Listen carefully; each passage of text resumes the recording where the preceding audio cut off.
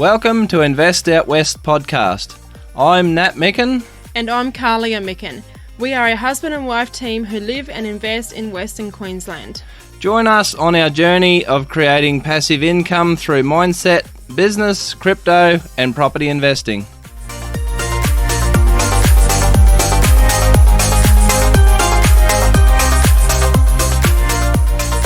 Welcome to our third episode of Invest Out West podcast.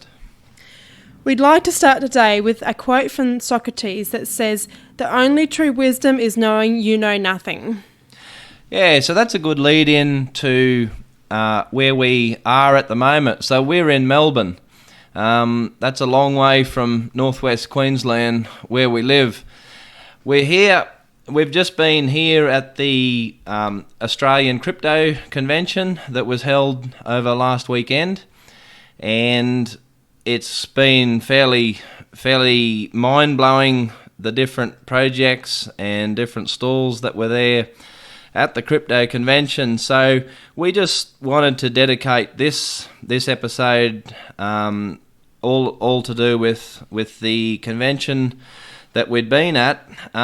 So a few projects that sort of took our eye that we'd like to discuss here.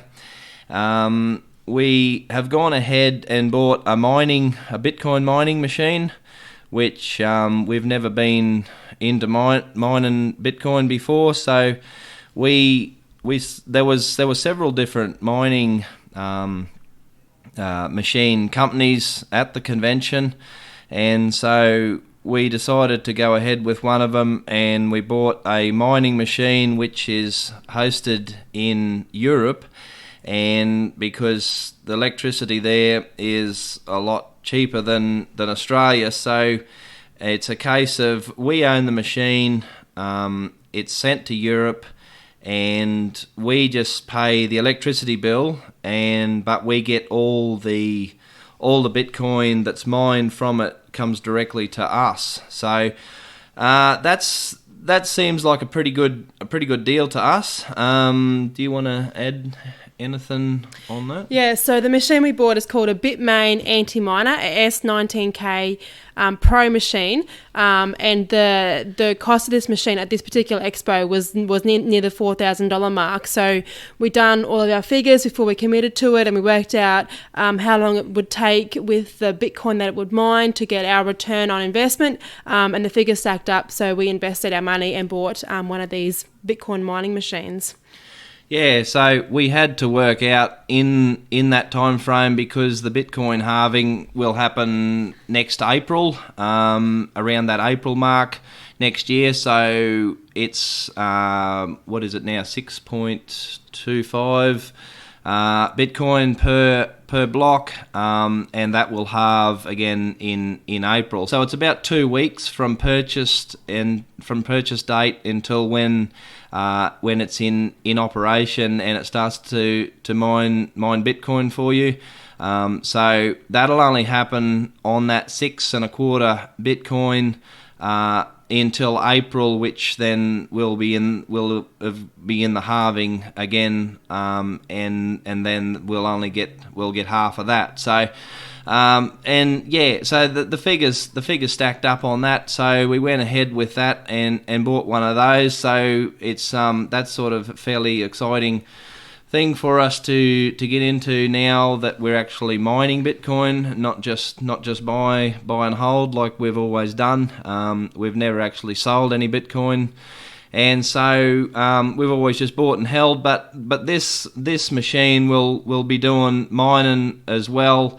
Another thing that they talked about at the event was if you buy a mining machine, They only last about four years. They're sort of good for about 4 years, and then they're pretty much throwaway after that sort of thing.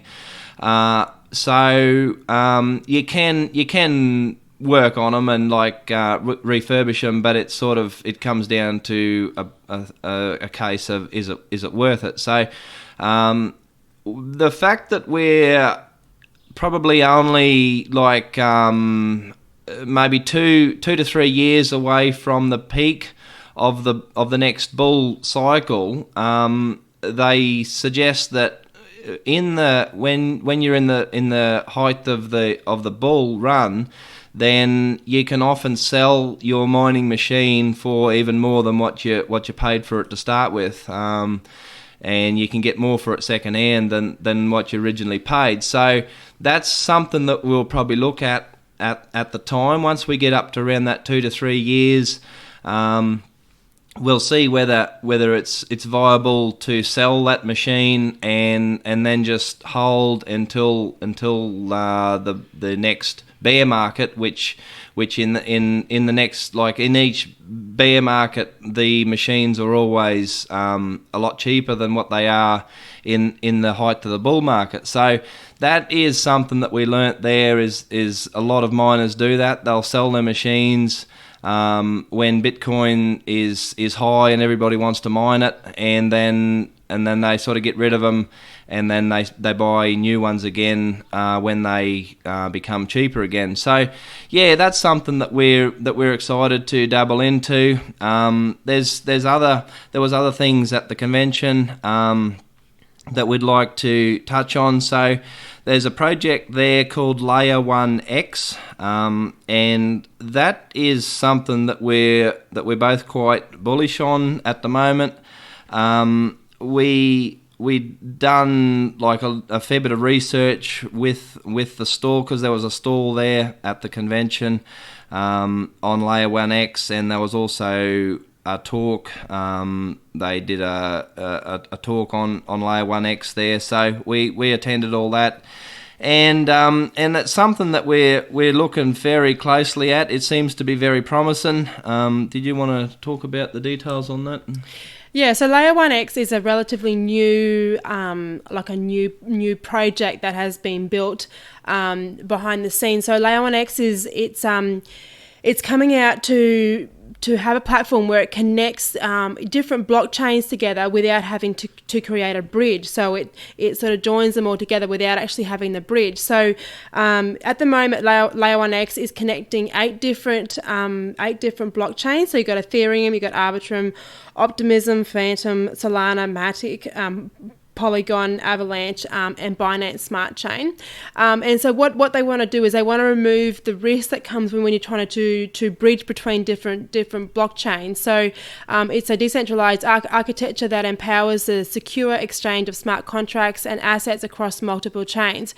It says, unlike traditional bridge solutions, crosstalk, which is what a Layer 1X is building, it says it modifies the payload based on third-party conditions, ensuring compatibility with the destination chains. It offers a safe and efficient method for executing cross-chain transactions without the need for intermediaries of third-party custodians. So we believe that it's a really good project to jump on. They have that they were quite transparent at the expo about explaining what they do and what their ambition is. And of course, in them 8 different chains that I mentioned, blockchain, Bitcoin isn't there, but they say that Bitcoin is what they are building out for next. So that's a little about Layer 1X. At this stage, the project itself isn't launched. They're still in the in the initial coin offering stage. So the ticker for Layer 1X is L1X. The initial coin offering token price is currently sitting at 0.50 USD, so 50 cents USD. And so you can actually buy some of these tokens through the ICO, the initial coin offering, as we speak. And then once they launch, that the cost of the token will go up to $1. And what they said to us at the conference was that their launch time, they're looking at to be around sort of in the next few months, so sort of early next year is sort of what they were indicating. So yeah, quite bullish on this project. Of course, we are yet to do a lot more of our own research. Everything that we mention here is not financial advice to anybody. It's just our own personal view on the project, on what we saw and what we learnt at the conference. But yeah, something that we are really quite excited about to take forward. Yeah, definitely. Yeah, there was so many projects there that it's hard to pick out ones that we sort of wanted to talk about. We just like to talk about it all, but we're just picking out some of the stuff that really stood out to us. So another project that we're quite happy with and learning about there was a project called AtPay. So that is AtPay is a same thing, a fairly new project, and like Kahlia said, it's another thing that it's not financial advice. We're just simply talking about something that we liked at the time, and so I'll just give over to Kahlia to talk a bit about that.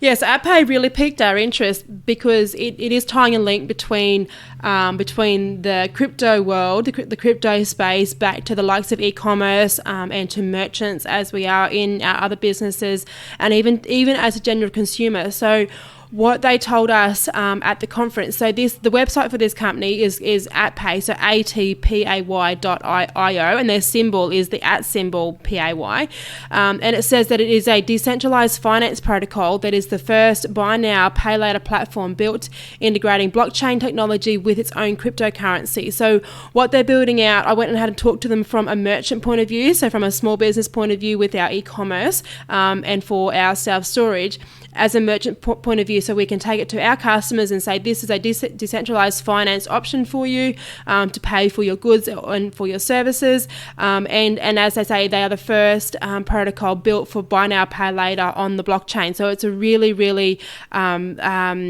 they are leading the way in the buy now pay later space, tying it into the crypto space. So we are really bullish on them and the work that they are doing. So they said to me when we were at the conference the conference was on November 11 and 12th, and they said then that they're launching their merchant side of the business in the next couple of weeks. So it's coming out very, very soon. So and then from a small business perspective, they have already got API integrations with a lot of the platforms, the likes of WooCommerce. There was a couple more that they rattled off, but they were still building for Shopify.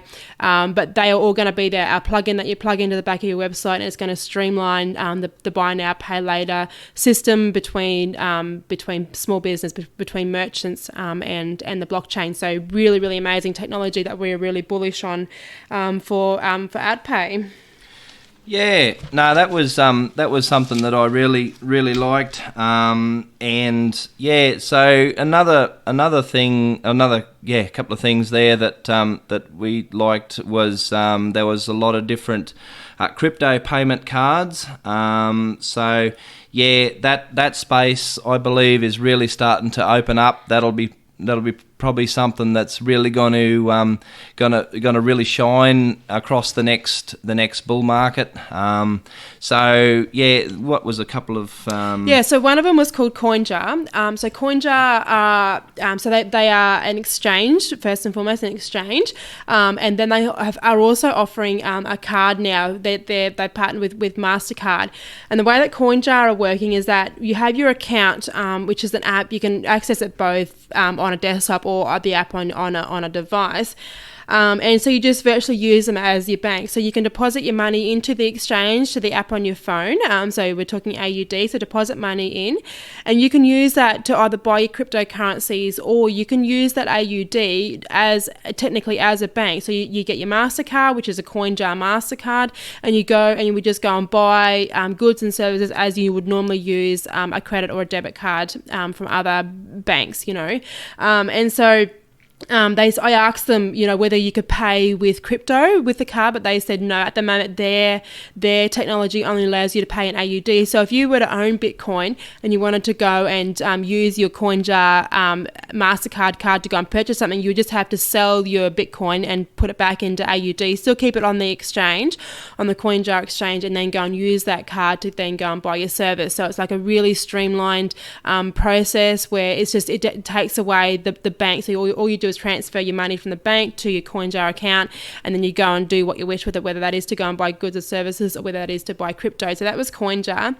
The other one that, and of course, actually I should touch on, I have actually signed up to CoinJar now. So both Nat and I've applied for a card to get our own CoinJar card. So when they arrive, then we can run through a bit more about how they work then. The other one that we saw a lot of, and they were huge sponsors, and I might have the pronunciation wrong here, but it was called Grinio. And so they were a green card, and they're trying to partner with Visa. They haven't quite ticked all the boxes yet, but they were partnering with Visa.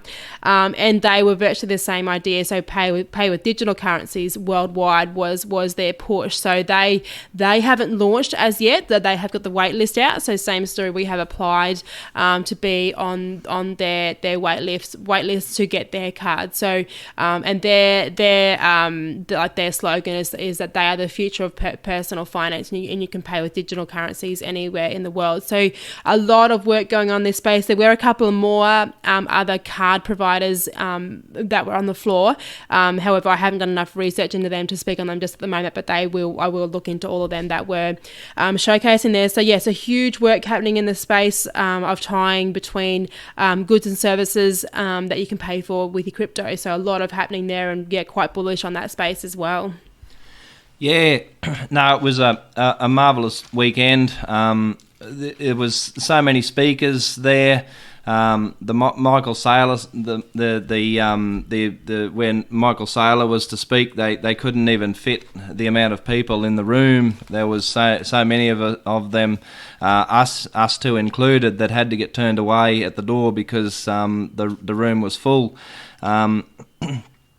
There was a lot of different speakers even at the same time, so you had to look at the schedule and decide which one that you wanted to attend more than the other, because there'd be about three speakers all at once at different parts of the convention. It was just an amazing time. We'd never been to an Australian crypto convention before, and we really wanted to come to it this time because we just realised that this is where the learning happens, and it's like the quote that Kahlia started with.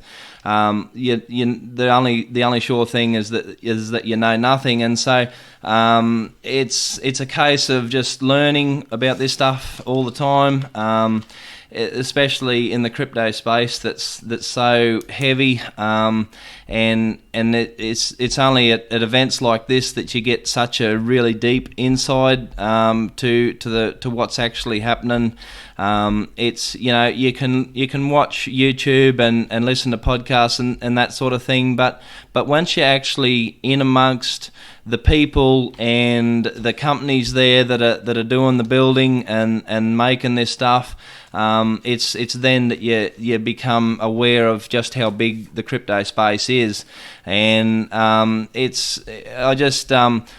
kept thinking back to, so when we flew from Townsville to Brisbane, and then we flew from Brisbane to Melbourne. And as we were getting off the plane in Melbourne, there was a conversation started up a couple of seats across from us between a couple of people, and they started talking about crypto. And one of these people said, "Oh, crypto is a scam," and I sort of just felt really sad, that there's people that still think that, and it just was even more so once we were at the convention, and we were in amongst it all there, and I thought back to that conversation between them people on the plane, and back to that person who said that crypto is a scam, and I just sort of felt really sad that. For that person who would even think that, when we were having so much insight into the space, and so I would probably just mention a couple of the top coins here at the moment. So Bitcoin is on 57,510 Australian, so that's up 6% in the last 7 days. Ethereum is at 3,230, which is up 9.7% in the last 7 days. So all across the weekend, all the cryptos were going up, and that was a fairly big talking point that there was this the optimism in the crypto space worldwide while we were at the convention. So it just sort of reinforced to all of us there at the time that this space isn't going anywhere.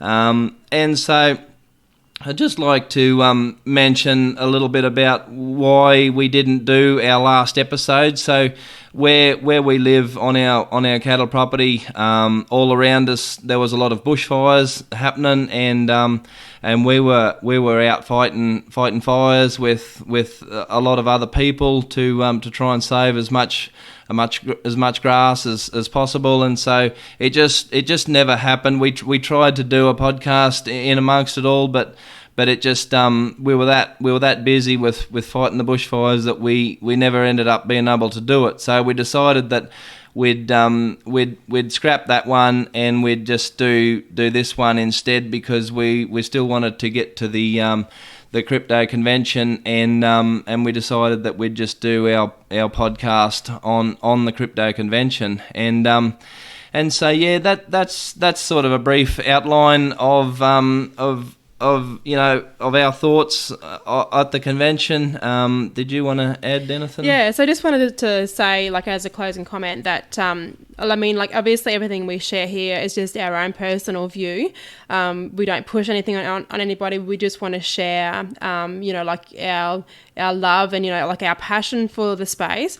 And, like, I mean, in our chat today, we've only covered, just a very, very small hatful of topics that were covered at the convention. There is so much on offer. There's, things that we want to talk about in the future, such as the rewards that you can, other things such as ETFs and investments funds. So there was so much information that was jam-packed into the 2 days. It was absolutely unbelievable. At the conference itself, I think I saw somewhere where it said that there was over 10,000 people had registered, and on the app that they provided for the event, it said that there was 8,300 attendees. So you could imagine what it was like there. It was just like this biggest buzz room going on, and like the energy in the room was second to none. So it was the place to be for the 2 days, and it was absolutely amazing. And like our heads were spinning from how much you could learn. So yeah, the place to be.